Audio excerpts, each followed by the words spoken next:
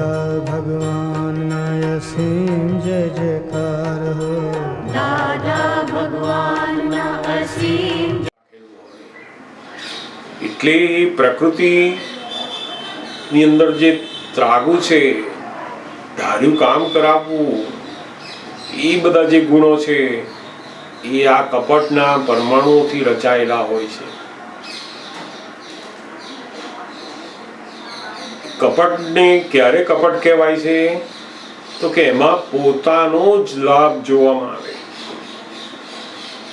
ઘણીવાર અમુક કામ એવા હોય કે જેની અંદર ખોટું હોય, જુઠ્ઠું હોય, પણ પોતાના માટે નહીં પણ બીજાના માટે કરતા હોય, ત્યાં ક્રિયા એની એ જ છે, પણ એને કપટ ગણાતું નથી.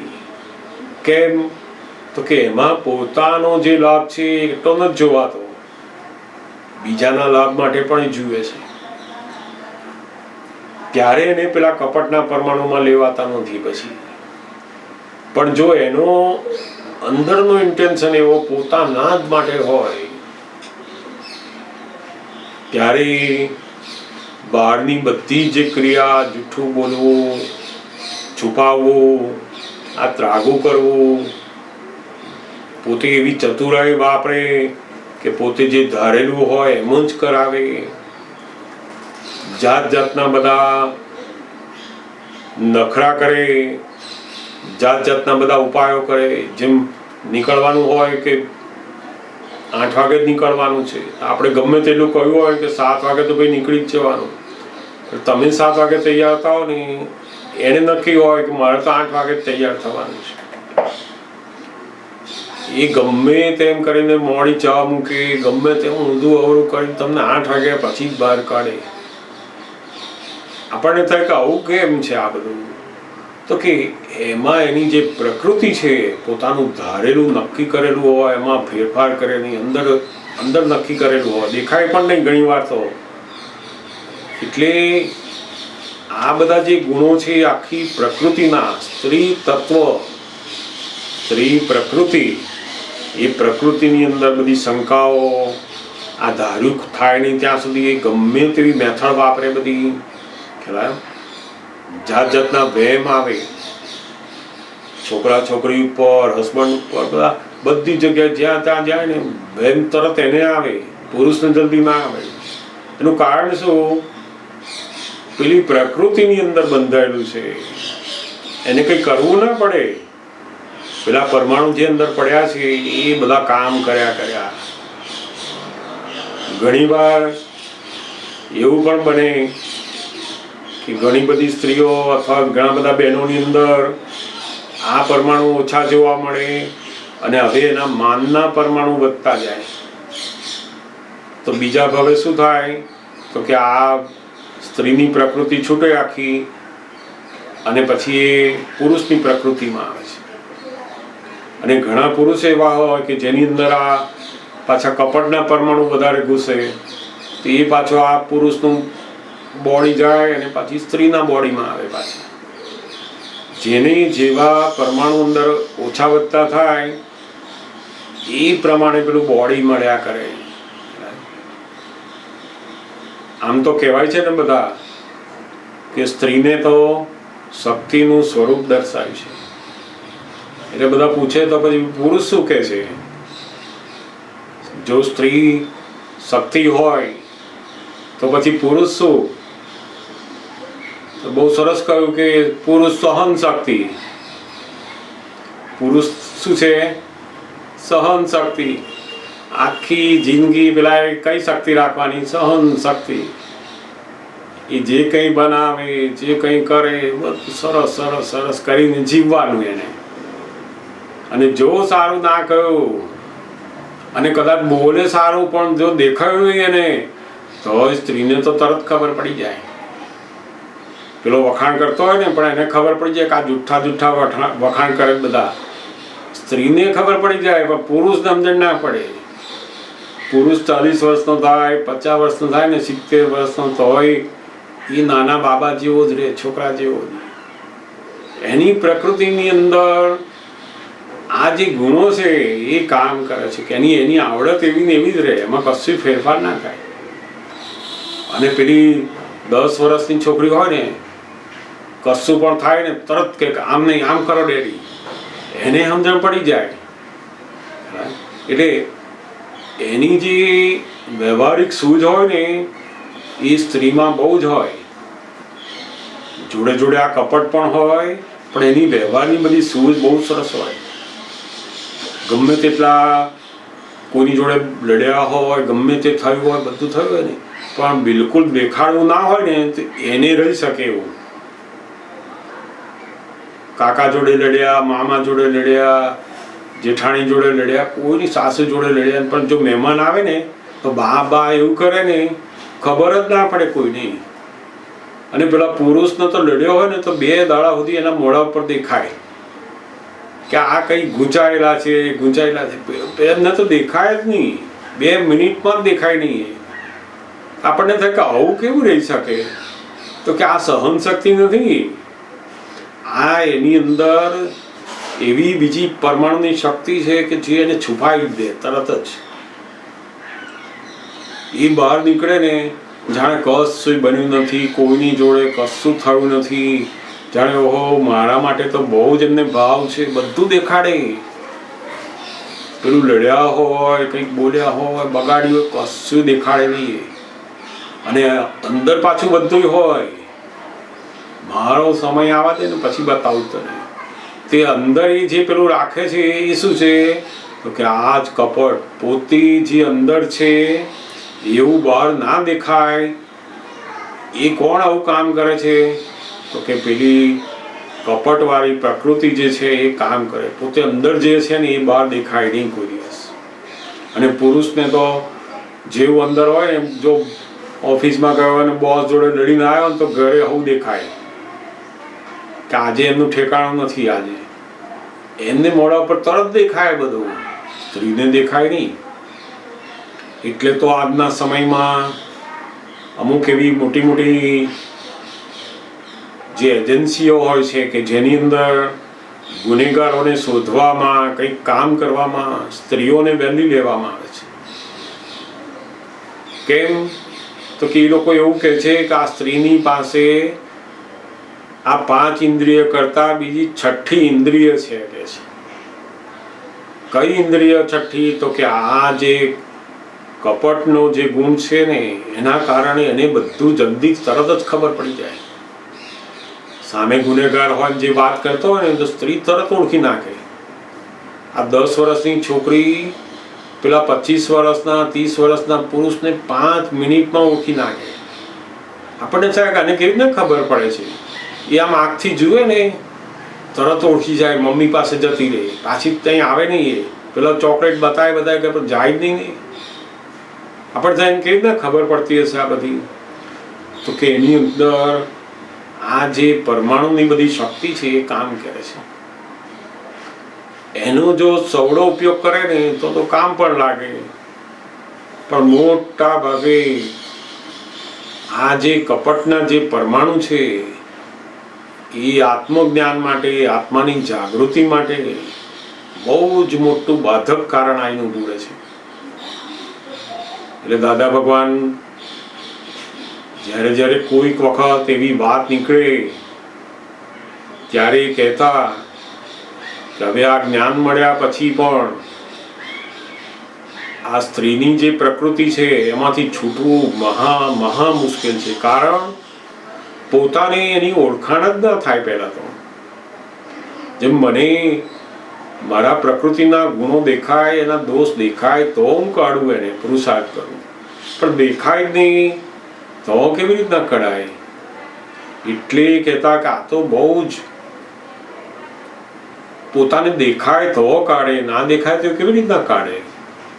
એટલે એને જોવા માટે તો કેટલો બધો પુરુષાર્થમાં આવે, સત્સંગમાં આવીને એના પોતાના જે બધા ધાર્યું કરાવવાના નક્કી કરેલા હોય બધું છોડી અને બીજાને અધીન થાય.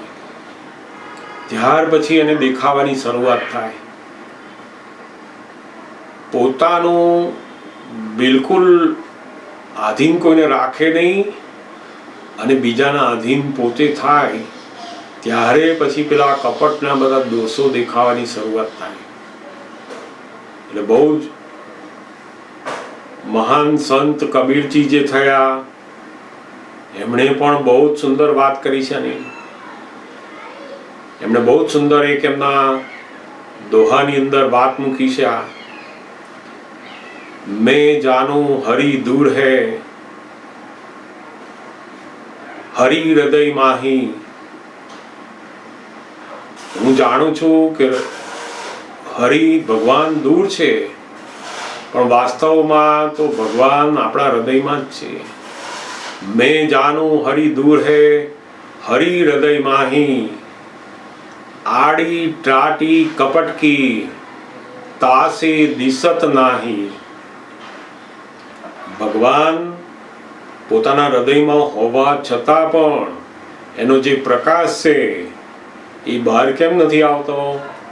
તો કે પેલી કપટની જે આડો પડદો છે એના કારણે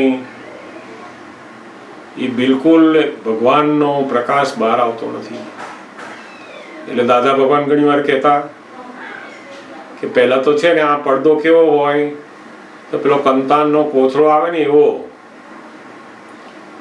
તે કંતાનનો કોથળો હોય તો પાછળ પ્રકાશ હોય ને તો પેલા કાણા જરીક જરીક હોય ને તો બહાર આવે.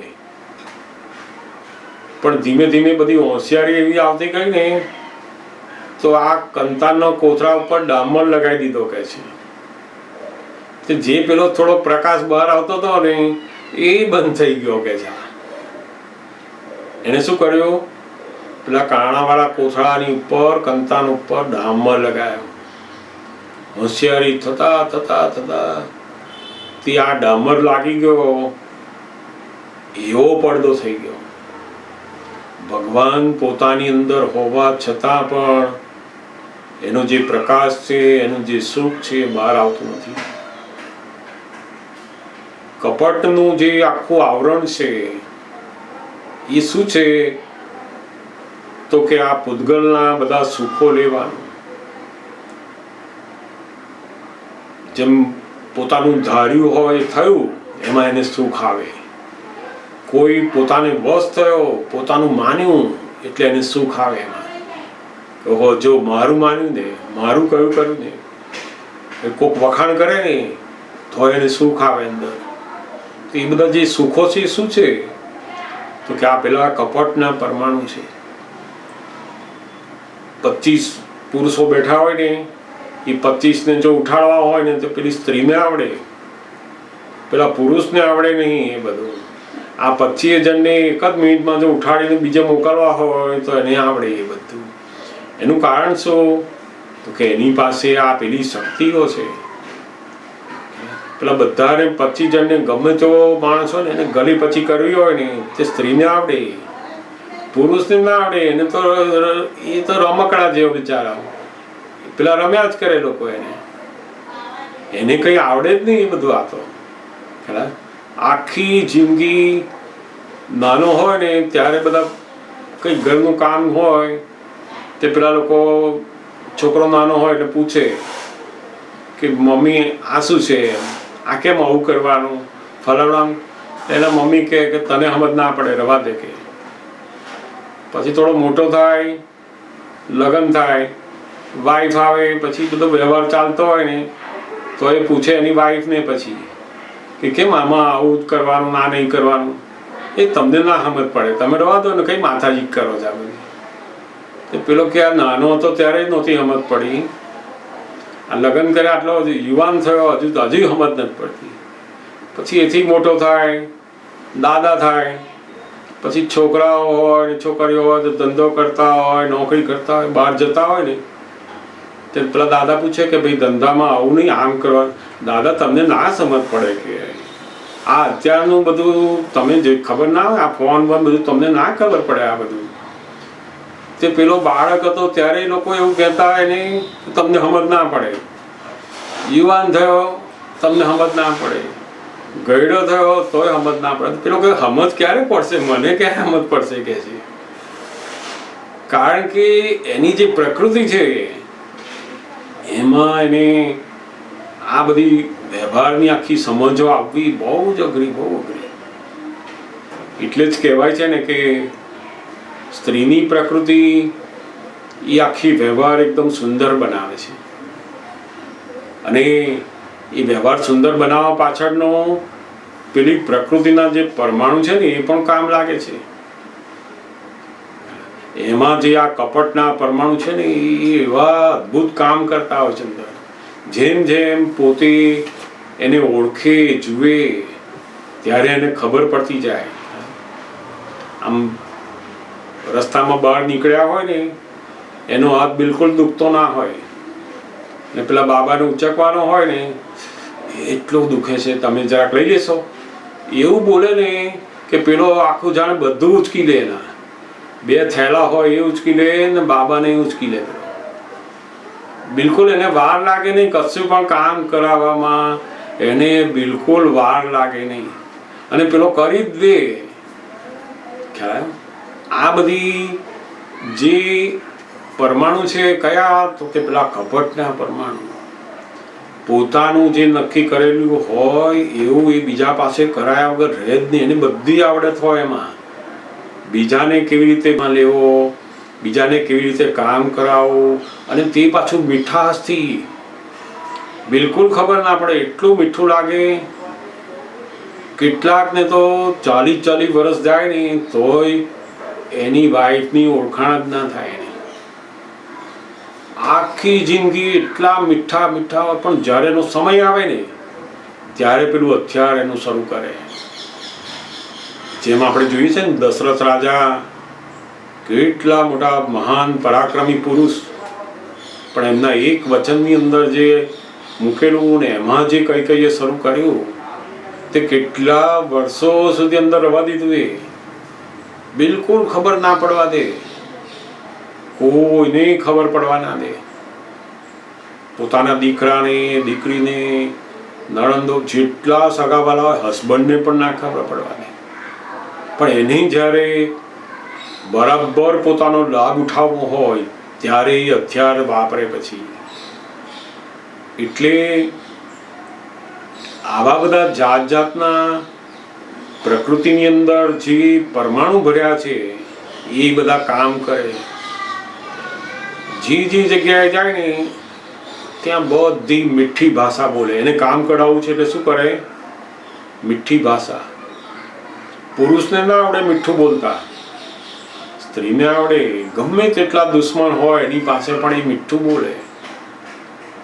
પુરુષને બિલકુલ ના આવડે મીઠું બોલતા. એને તો આ તો ક્રોધ અને માન, એટલે એને તો જો માન ના આપી તો ભડકો થઈ જાય તરત જ. સ્ત્રી બિલકુલ ના થાય. ગમે તેટલું બહાર એને ગમે તેટલું બધું ચાલતું હોય ને એને બિલકુલ અસર થાય નહીં. અંદર એ નિર્લેપ રહી શકે. એનું કારણ શું? તો કે આ પેલા પરમાણુ જે છે એની અંદર આ કામ કરે છે. બહારથી બિલકુલ એકદમ ભોળ પણ દેખાય અને અંદર બધી હોશિયારી. એ બહાર ભોળ પણ કેમ દેખાડે છે? તો કે પેલું કપટ કામ કરે છે બહાર તો એકદમ. અને એ ભોળપણના લીધે જ એની સુંદરતા, રૂપાળીતા દેખાય છે. પણ એવું પુરુષને ખબર નથી પડતી. એ જેમ જેમ એની જોડે રહેતો થાય એમ ઓળખાણ થતા થતા થતા થતા વાર લાગે છે. અને જ્યારે એ જ્ઞાની પદમાં આવે ત્યારે તો આખી પ્રકૃતિથી પાર જાય છે પછી. એટલે દાદા કહે ને અમારી પાસે આ બધી ઘણી બધી સ્ત્રીઓ આવતી હોય પણ અમને વશ કરવા જાય ખરી, પણ અમે વશ થઈએ નહીં.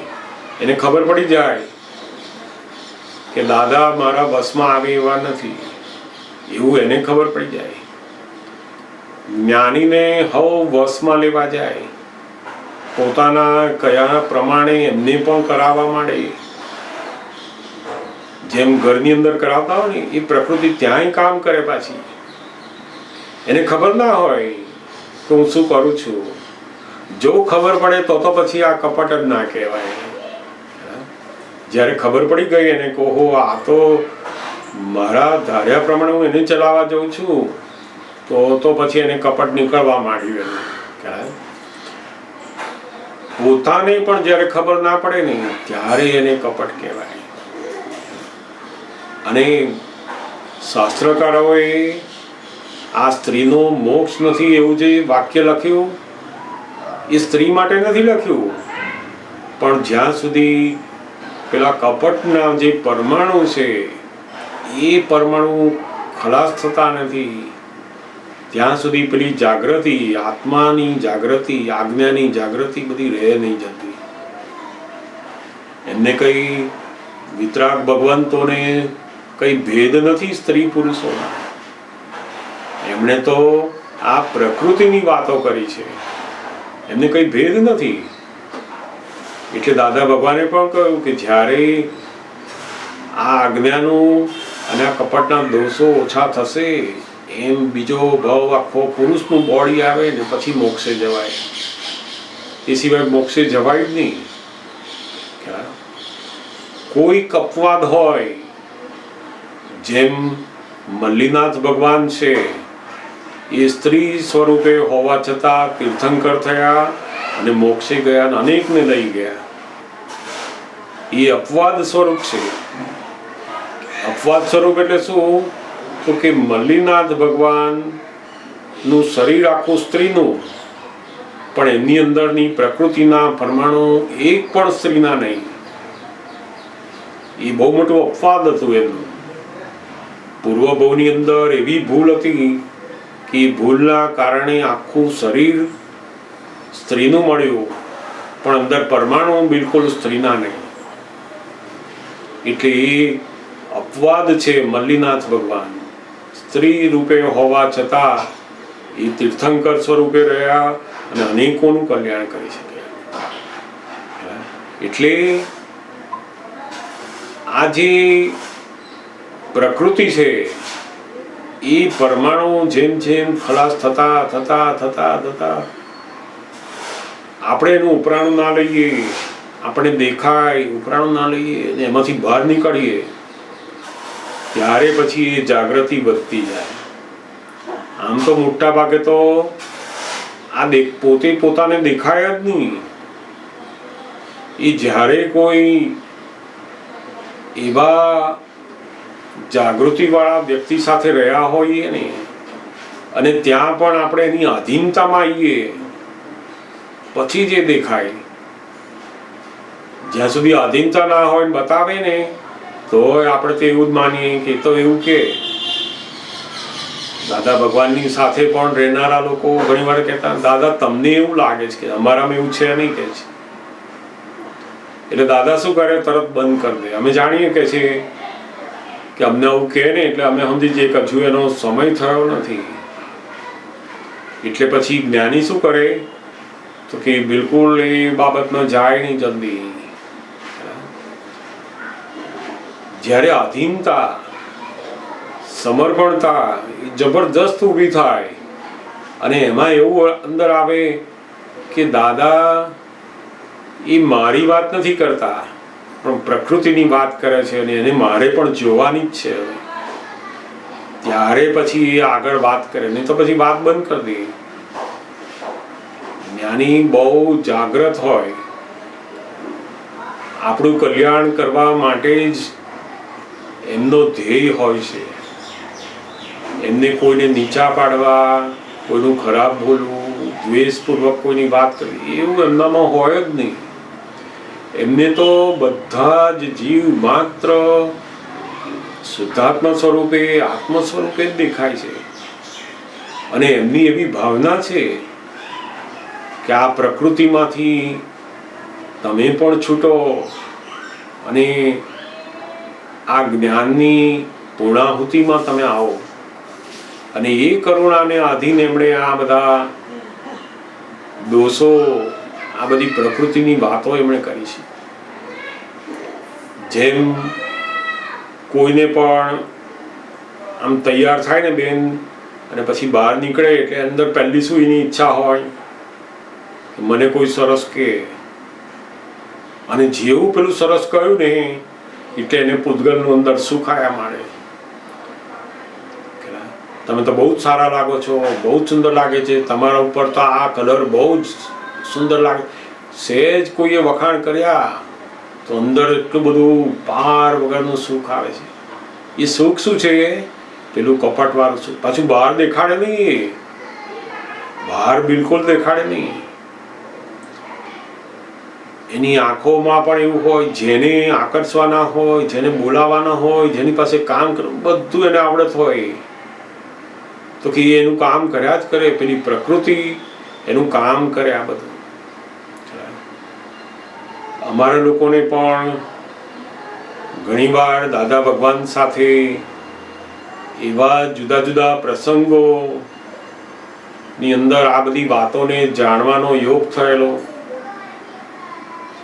અશોકભાઈને ભાદરણ દાદા ભગવાનના ગામની અંદર જે કોલેજ હતી ત્યાં જોબ હતી. એટલે રોજ જે કોલેજની જોબમાં જવાનું અને જોબ પૂરી થાય એટલે છૂટીને પછી દાદા ભગવાન પાસે આવવાનું. દાદા ભગવાન બરોડા હોય, અમદાવાદ હોય તો રોજ જે અપડાઉન કરવાનું. એમાં દાદા ભગવાનના જે મોટા ભાઈના ભાભી જે હતા દિવાળીબા, જે સ્વામિનારાયણ સંપ્રદાયની અંદર બહુ જ આગળ પડતા એક સંત જેવા, અદ્ભુત એમનું જીવન, એટલી બધી પ્યોરિટી વાળા જીવન વાળા. એ દિવાળીબા દાદા ભગવાનનું જે ઘર હતું એ ઘરની અંદર ભાદરણમાં રહેતા. એટલે ઘણી વાર અમે લોકો વચ્ચે રિસેસનો ટાઈમ હોય એની અંદર એ દિવાળીબા પાસે થોડી વાર બેસી આવીએ, એમની ખબર પૂછી આવીએ, અડધો કલાક બેસીએ, બધી વાતો કરે અને પછી સાંજે અમે દાદા ભગવાન પાસે જઈએ.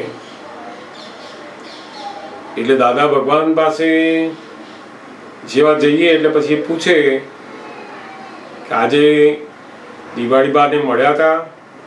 એટલે અમે કંઈક આ મળ્યા હતા. પછી બધી જે વાતો થઈ હોય ને એ બધી અમે કહીએ કે આવું પૂછતા હતા, આવું પૂછતા હતા, એમણે આમ કર્યું.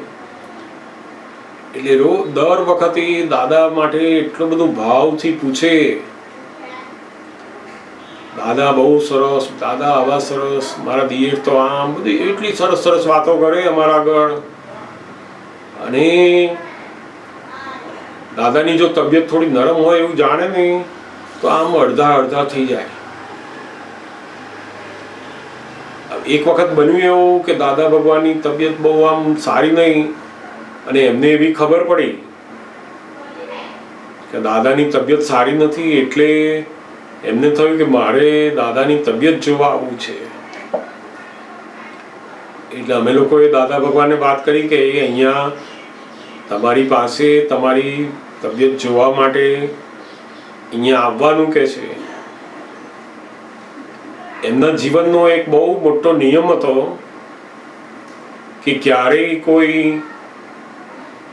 પુરુષને, કોઈ બાળકને, કોઈને અડતા નહીં. અને જો અડ્યા હોય તો એમણે બીજે દિવસે આખો ઉપવાસ કરવો પડે. પોતાના જીવનની પવિત્રતા સાચવવા માટે બહુ જ સ્ટ્રોંગ નિશ્ચય વાળા અને અદ્ભુત એમનું જીવન પણ એવું. અમે લોકો પણ એમને જ્યારે મળતા ત્યારે બિલકુલ એટલી જ પવિત્રતાથી જ વાતો કરે, બેઠા હોય અને એમને જોઈને જ આપણને લાગે કે ઓહો, અદ્ભુત એમનું જીવન છે. એમના મુખારબિંદ ઉપર પણ એવી જ ભાવનાઓ બધી. એટલે દાદા ભગવાનને અમે વાત કરી કે તમારી તબિયત જોવા માટે એમને આવવું છે. એટલે દાદા ભગવાને કહ્યું કે સારું, વાંધો નહીં, એમને ગોઠવણી કરીને તમે લેતા આવો અહીંયા. એટલે એક દિવસ નક્કી કર્યો અને એમના ભાભી દિવાળીબાને લઈને અમે લોકો ગયા. જેવા દાદા ભગવાનની રૂમની નજીક આવ્યા ને અને દાદા ભગવાન અંદર રૂમમાં આમ બેઠેલા હતા, અમે લોકો એમની જોડે હતા. રૂમમાં જેવો એમણે પ્રવેશ કર્યો અને દાદાને જોયા ને એટલે એટલા બધા ગળગળા થઈ ગયા કે આ શું થઈ ગયું તમને, મારા વાલા દિયર, મારા વાલા આમ, એવું બધું બોલવા માંડ્યા અને ગળગળા થઈ ગયા, આંખમાં આંસુ લાવી દીધા અને બધું, જાણે કે એમને એટલી બધી અસર થઈ ગઈ. એટલે આપણને એમ થાય કે ઓહો, દાદા ભગવાન માટે આ એમના ભાભીને કેટલો બધો જબરદસ્ત ભાવ છે. તે અમે લોકો ને અસર થઈ ગઈ કે આ દિવાળી બા તો કેટલા બધા ભાવવાળા કહેવાય, આપણને આવો તો ભાવ નથી થતો એમ. એટલે દાદાએ એમને બેસાડ્યા, પછી બેઠા, પછી દાદાની જોડે બધી વાતો કરતા ગયા એમની વ્યવહારિક રીતે. દાદા પણ એમની તબિયત પૂછી, આ તે બધું. અને એ અડધો કલાક બેઠા અને પછી 1 કલાક પછી એમની જે વ્યવસ્થા હતી ત્યાં લઈ ગયા એમને. એ બધું પતી ગયા પછી દાદા ભગવાને અમારી સામું જોયું અને અમને લોકોને કહ્યું કે તમને આ દિવાળી બા જે કેટલી બધી એમને લાગણી દેખાઈ ને, કે છે તો કે છે એમને અમારા માટે 1% પણ લાગણી નથી, કે છે. એટલે અમને થયું કે આ કેવી વાત કે છે દાદા. એટલે દાદા ભગવાને તરત જ કહ્યું કે છે એમને આ બધી સ્ત્રીઓને છે ને, કે છે 2 હાર્ટ હોય, કે છે. કેટલા હૃદય હોય, કે છે 2 હૃદય હોય, કે છે. પુરુષને 1 જ હૃદય હોય અને સ્ત્રીને 2 હૃદય હોય, કે છે. એટલે અમે લોકો તો કોઈ દિવસ આવું બધું સાંભળેલું જ નહીં. આ બધું તો આપણે તો કોઈ દિવસ આ બધી વાતને નહીં ને કશું ઓળખાય નહીં. એટલે દાદાએ શીખવાડ્યું કે એ લોકોને બે હાર્ટ હોય. જે હાર્ટ પોતાનું હોય એ ક્યારેય કોઈને બતાવે નહીં, કે છે. અને આપણને જે દેખાતું હાર્ટ હોય એ જુદું હોય. પુરુષને હંમેશા 1 જ હાર્ટ હોય અને કોઈક પુરુષો એવા હોય કે 2 હાર્ટ વાળા હોય, કે છે. 1 કરતા વધારે 2 હોય. થોડાક બહુ હોશિયાર આ સ્ત્રીઓના સહવાસમાં બહુ રહ્યા હોય ને તો પેલું 2 જેટલું હાર્ટ આવ્યું હોય, પણ પેલું 2 ના થાય. આમને તો કે છે 2 હાર્ટ, કે છે. તમને જે દેખાય છે ને બહાર એ બિલકુલ અંદર સહેજે અસર ના હોય. હસબન્ડ મરી જાય, રડે, કૂટે, બધું કરે, પણ એ કયા હાર્ટમાં હોય તો કે પેલું બીજું બહાર જે દેખાડવાનું હાર્ટ હોય ને એ હોય. અને અંદર પોતાનું જે હાર્ટ હોય ને એ તો અલગ હોય, તો અપબંધ રહે બિલકુલ. આમ કહેવાય ને કે આપણે નથી જોતા ઘણા બધા જગ્યાઓની અંદર હસબન્ડ મરી ગયો અને તેના સબ ઉપરથી પસાર થઈ જાય એવી સ્ત્રીઓ. તેનું કારણ શું તો કે પેલું જે બીજું જે હાર્ટ છે ને એ ત્યાં કામ કરે છે.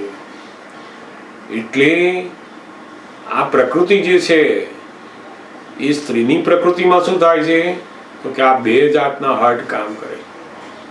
1 હાર્ટ એવું હોય કે જે બહાર દેખાડવાનું હોય અને બીજું હાર્ટ એવું હોય ને કે એકલાને એને જ ખબર હોય. એ બહુ જ ઊંડું હોય, એટલું બધું ઊંડું હોય જલ્દી ખબર પડવી પણ મુશ્કેલ. એટલે આ જેમ દાદા ભગવાને જ્યારે અમને કહ્યું ત્યારે પછી ખબર પડી કે તમે તો આ પેલું જુઓ ને બહાર એટલે ગળગળા થઈ જાઓ, પૈસા આપી આવો, બધું એમની મદદ કરો, બધું કરો તમે, પણ એનું પોતાનું જે હાર્ટ હોય ને એ તો જુદું હોય. એ તો તમને ખબર જ ના પડે, કે છે. એટલે ત્યારે ખબર પડી કહો આ પ્રકૃતિની વાતો તો આપણે તો ક્યારેય જાણી ના હોય. જ્યારે જ્ઞાની પુરુષ એ આ બધી પ્રકૃતિથી પાર થયેલા હોય. એટલે ઘણા બધા પ્રસંગોની અંદર દાદા ભગવાનના વ્યવહારની અંદર જ્યારે આયા અમે લોકો પણ, અને જીવંત આપણે બધું જોવાનું મળ્યું, શીખવાનું મળ્યું, અને એ જે દ્રષ્ટિ અંદર ફિટ થતી ગઈ પછી આ બધી ઓળખાણ, બધી સમજ પડવા માંડે. આપણે આ પ્રકૃતિની ઓળખાણ એ જાગૃતિ માટે છે, કોઈને દોષિત જોવા માટે નથી. આ બહુ જ સમજવાની વસ્તુ જ પાછી. દરેકની અંદર સ્ત્રી પુરુષ પશુ પક્ષી બધાની અંદર ભગવાન તો એવા ને એવા જ છે. એમાં બિલકુલ કશું જ ફેરફાર નથી. આ જાગૃતિ એ પોતાના દોષ જોવા માટે છે, નહીં કે બીજાને દોષિત જોવા માટે. એની અંદર પણ એવા જ ભગવાન છે અને એ આ પ્રકૃતિને બસ છે, એમાં એનો દોષ નથી. એમાં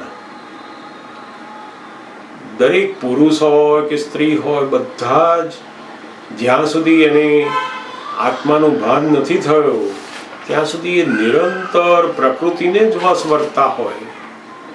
એમાં એનો કઈ દોષ નથી હોતો. પણ જ્યારે આપણને આત્મજ્ઞાન મળે છે, એવું શુદ્ધાત્મા છે એવું ભાન થાય છે અને પછી આ પ્રકૃતિને આખી ખાલી કરવી છે, ત્યારે જેની સ્ત્રી પ્રકૃતિ છે એને જબરજસ્ત પુરુષાર્થ માંગે છે. આ કપટ ના જે પરમાણુ છે એની આખી પ્રકૃતિને ખાલી કરે ત્યારે એનું કામ નીકળ્યું કહેવાય છે. અને એ જ્યારે આધીન રહેતી થાય ને ત્યારે જબરજસ્ત એનું કામ નીકળે. મોટા ભાગે તો એનું જે કપટ છે કેવું છે તો કે હંમેશા બીજાને પોતાના આધીન કરે.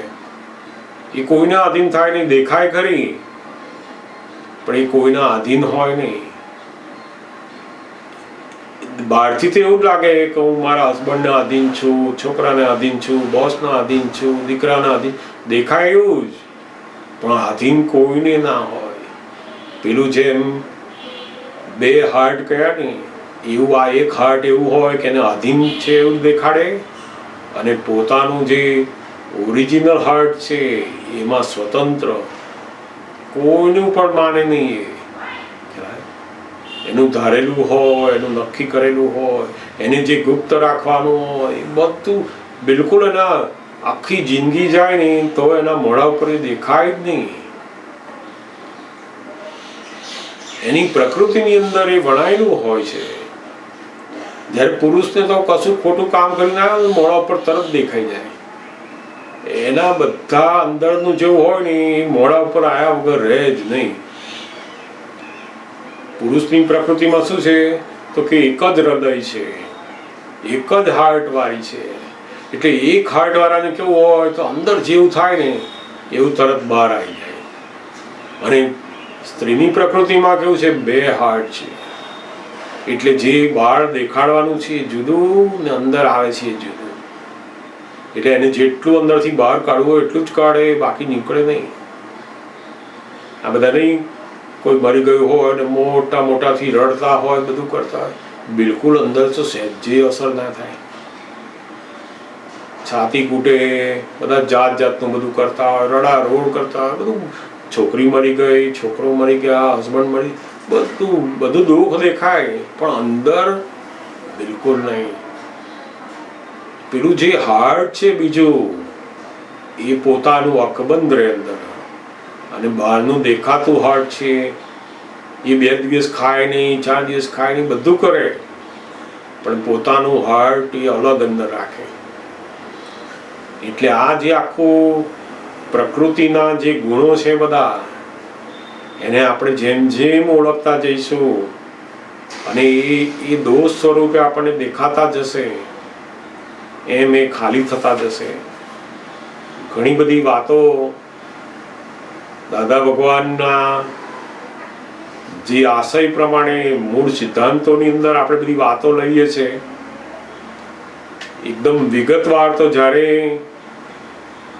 આપણે સત્સંગમાં વધારે રહેતા જઈએ અને જાગૃત પુરુષોની જોડે આવીએ ને એ વ્યવહારની અંદર આવ્યા પછી જે દેખાય, અને તે પણ કોક બતાવે ત્યારે દેખાય, જલ્દી દેખાય નહીં. એટલે વિશેષ આપણે વધારે સત્સંગ સમજ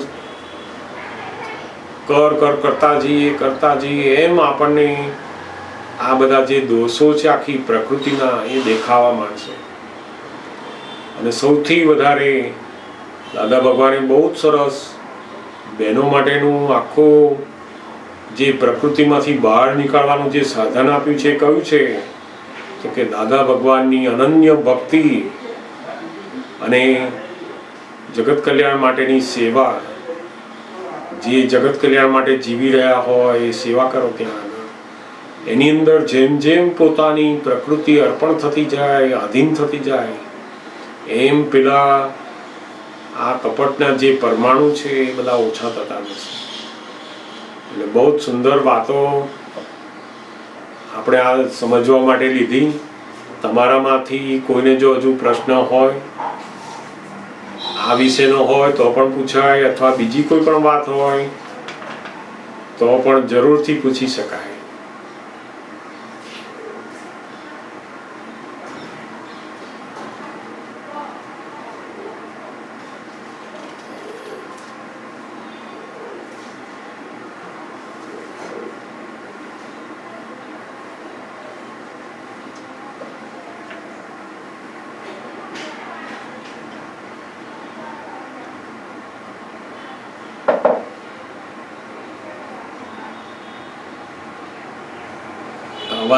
અવાજ નહીં સંભળાતો.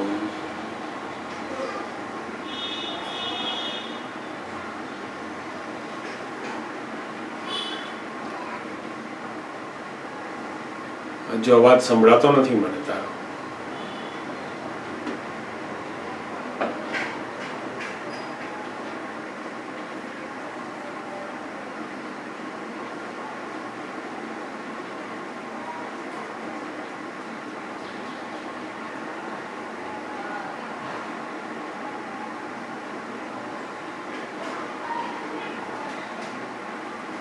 ખબર નહીં, તારો અવાજ આવતો નથી મારી પાસે.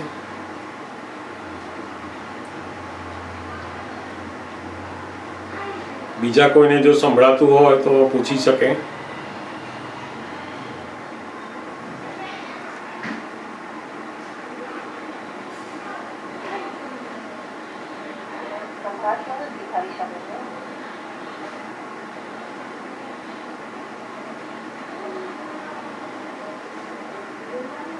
હજુ પણ અવાજ નથી સંભળાતો. ઓકે, કઈ વાંધો નહીં.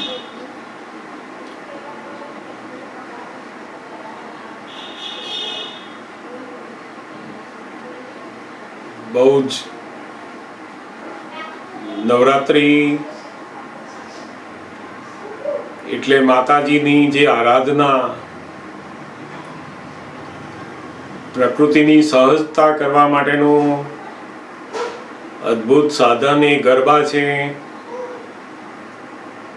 માતાજીના બધા કાયદાઓ,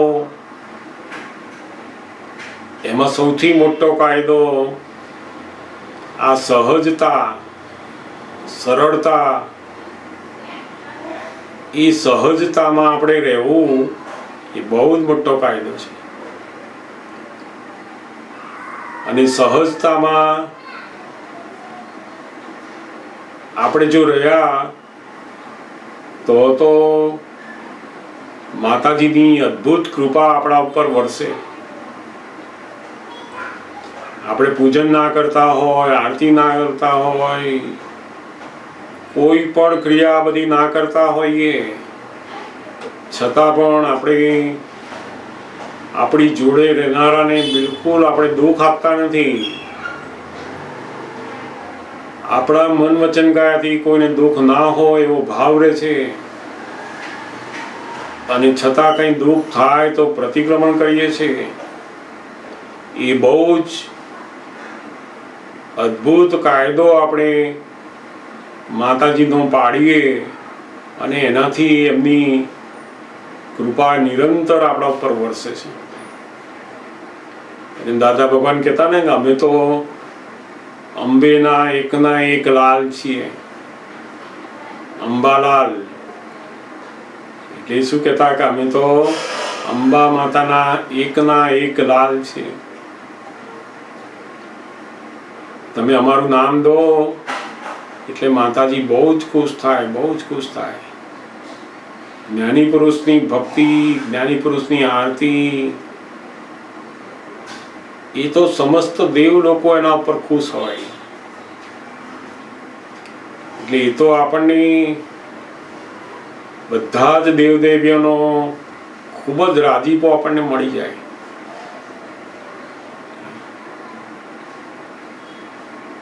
એટલે આપણે તો આવા સમયની અંદર આ પ્રકૃતિને બીજાના માટે વાપરવી, પોતાનું મન, પોતાનું વાણી, પોતાની કાયા બીજાને માટે વાપરો, એમાં તો માતાજીની અદ્ભુત આ ભક્તિ કરી કહેવાય છે.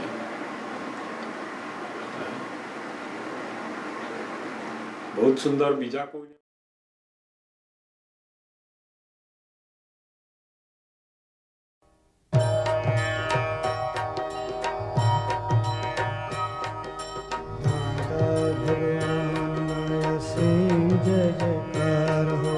દાદા ભગવાનના અસીમ જય જયકાર હો. દાદા ભગવાનના અસીમ જય જયકાર હો. દાદા ભગવાનના અસીમ જય જયકાર હો. દાદા ભગવાનના અસીમ જય જયકાર હો. દાદા ભગવાનના અસીમ જય જયકાર હો. દાદા